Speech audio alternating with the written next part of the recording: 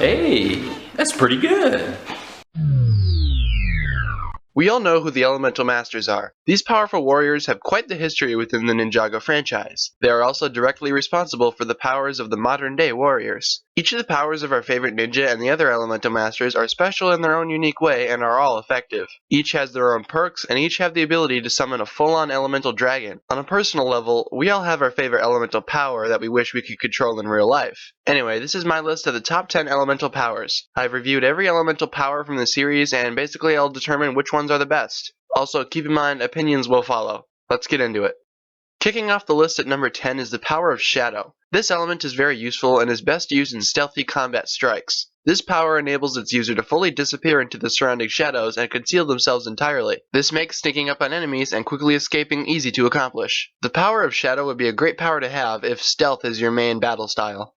This is a power I know I would love to have. Morrow, the Master of Wind, has shown this power to be an effective one. He can move things at will, blow away his enemies, and he can fly with it? That's just great. The power of wind really doesn't seem like much at first, but when you look into all these perks, how could you turn this down? Of course, Cole, the Black Ninja, has the power of Earth. Basically, this power allows the user to manipulate the structure of the planet itself. Whoever possesses the power of Earth will be able to summon rocks, control rocks for defensive measures, and pretty much cause earthquakes to throw off their enemies. The power of Earth has a lot of potential and is overall one of the most defensive elemental powers to get your hands on. The power of Ice can stop enemies cold in their tracks. No, but seriously, Zane has put these powers to good use and has been looking cool doing it. Okay, I'm done now. The power of Ice is a great power to have because, again, like Shadow, quick getaways are easy. Also, having the ability to presumably withstand intense cold wouldn't be the worst thing to have in the world. On the complete flip side of Ice, Fire has been shown to be used primarily for offensive combat. Kai has shown off his impressive ability to harness the fire that burns within him and put it towards his own personal gain. The power of Fire has also been shown to allow the user to fly, and this time it reminds me a lot of Iron Man. Fire would be a great power to have, but you need to make sure you aren't around any fuel trucks or gas stations while training.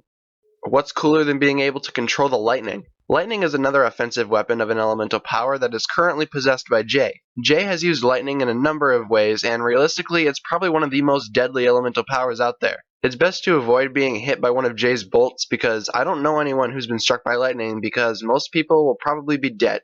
What's better than getting struck by lightning? Drowning, of course. Jeez, this video is getting very dark. Anyway, water has been shown to be one of the most effective weapons used in the series because apparently ghosts are allergic to it. Once Nia unlocked her true potential, she managed to take down an entire realm with the power of water. I don't know about you, but to me, that's pretty impressive. Hydrokinesis and prolonged exposure to water are just a few perks that come with possessing this element.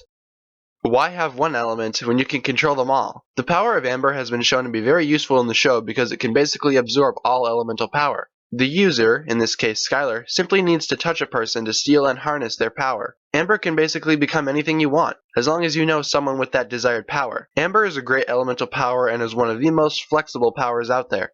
The elemental power of energy is basically brute force and unlimited power rolled into one. This power has been used both offensively and defensively by its current master, that being Lloyd Garmadon. This power is one of the most sacred elements as well, and is one of many to be manipulated by the first Spinjitzu master. Energy allows its user to wield highly charged balls of pure power and has been proven effective on multiple occasions. Unfortunately, to control it, you need complete patience and control.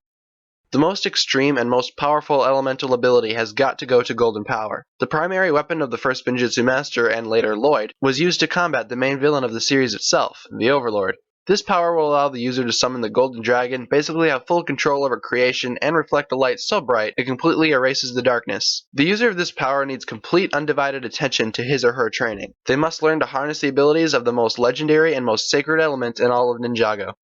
So that was my list of my top 10 favorite elemental powers, and I really hope you guys enjoyed. If you did, be sure to leave a thumbs up rating and hit that subscribe button. Feel free to leave your own list in the comment section down below, and also remember to leave your video suggestions down below as well for a chance to have your idea featured as an actual video sometime later on. Thanks a lot for watching, guys. My name is TannerFishies, and with that, I bid you farewell.